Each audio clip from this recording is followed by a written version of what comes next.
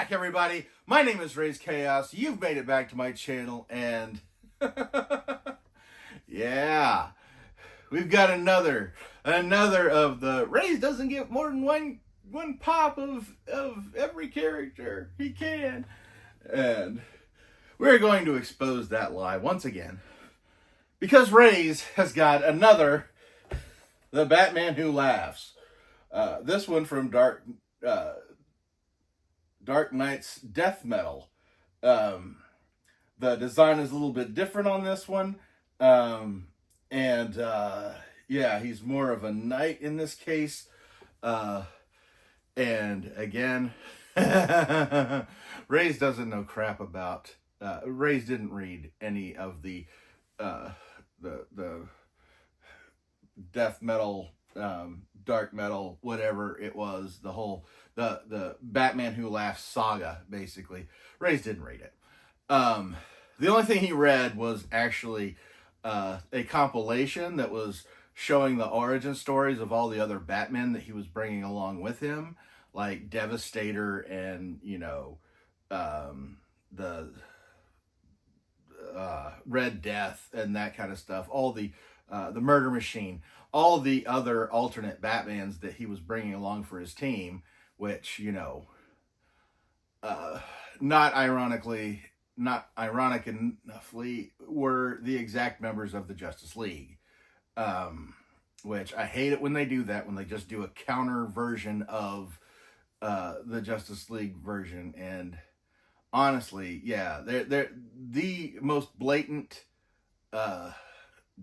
version of that was ever done, which, you know, almost put me off that kind of thing in general, was when they did the JLA versus the Predator miniseries or one shot or whatever it was, when all the Predators were genetically designed for specific characters. And it was just like, okay, this is just getting silly. You can't just they can't just fight the Predator version of themselves. You know, it just seems lazy to me. While, you know, the first couple times that it happened, like, you know, the original Crime Syndicate and that kind of stuff, you know, okay, fine, that's great. That's well in the past. But we've come so far from that.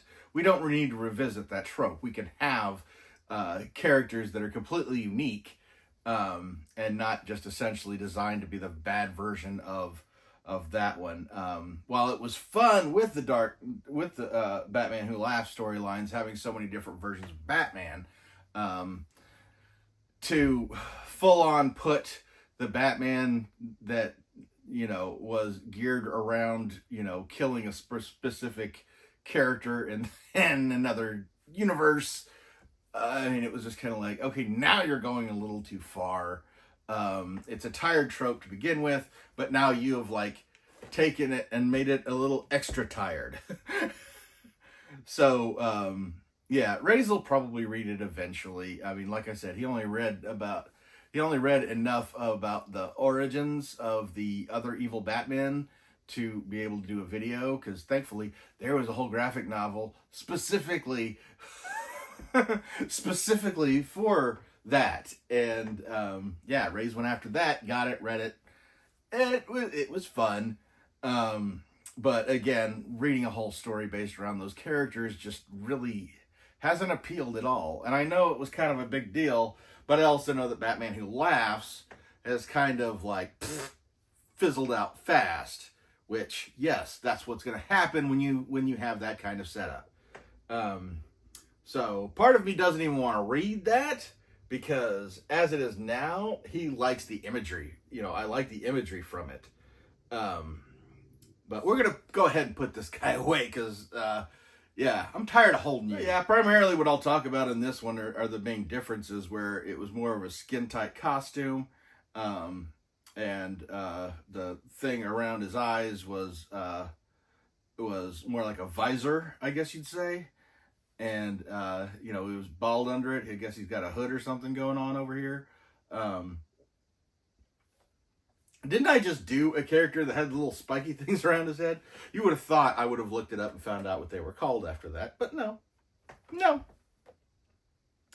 But at any rate, this is from the Fall Limited Convention. Guessing probably based around New York Comic Con, most likely. So yeah, that was part of the part. It is GameStop exclusive. Yeah, Raze just happened to show up on a day that they had it. I wasn't going after this, but since they had it, I was like, let me go ahead. And they didn't have anything else, so we're gonna go ahead and take this guy out, and we're gonna have a look at him. So the figure itself is pretty cool. I mean, he's got more of a knight type thing and a knight look to him than the previous one did, where it's primarily just his hood popped up in the back. Like I said, his head is covered where it was showing bald in the last one. His fingers are more like claws in this, or at least I mean, I think they are, but the little bat motif going on the costume's a little cooler because it's got it on the chest. He's got horns on his boots here. I do like the added detail of him holding the cowl, which, you know, he's not necessarily holding it. His fingers are shoved through it as if it was through Batman's head or something. But yeah, overall, this serves the purpose in which, for what I got it, which was just because it was wicked looking. And looking at it now, I'm still kind of like, you know, I think I would have been happy with the first one. So not sure what I'm going to end up doing with this, but yeah, I think this was another like little lesson for Raze, where it was like, yeah, once was just fine. You didn't need another one, and now you have another one, and to compare them, you liked the first one better anyway. So unless it's a blatant upgrade, Raze is going to try and keep to his rule. Like, someday maybe he'll actually accomplish this.